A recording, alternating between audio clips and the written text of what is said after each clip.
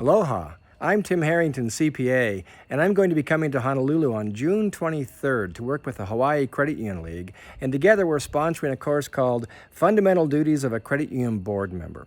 This all-day course, running from 9 a.m. to 3 p.m., will cover important duties of a director, including essential duties of a board, becoming a highly effective board, and knowing how to read your key ratios and financial condition.